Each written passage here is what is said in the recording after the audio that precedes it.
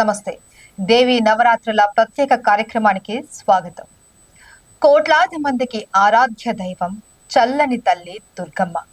ముల్లోకాలకు మూలమైన లక్ష్మి, సరస్వతి, పార్వతులకే మూలమైన తల్లి దుర్గమ్మ తల్లి. ఆ తల్లిని ప్రార్థిస్తే జ్ఞానం, ఐశ్వర్యం, సంతానం, కీర్తి ప్రతిష్టలు ఇలా ఒకటేమిటి కోరిన కోరికలు అన్నీ తీరుతాయని భక్తుల నమ్మకం.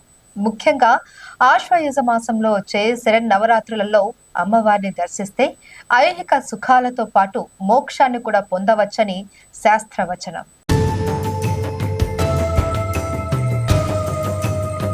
చెడుపై సాధించిన విజయానికి సంకేతంగా దసరా పండుగను జరుపుకుంటాం.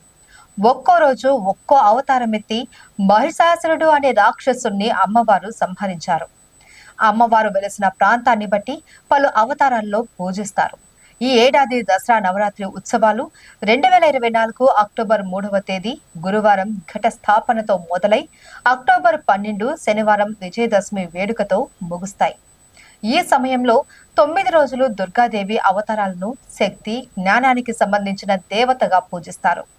రోజుకో అలంకరణతో అమ్మవారికి ఇష్టమైన పుష్పాలతో పూజించి నైవేద్యాలు పెడతారు.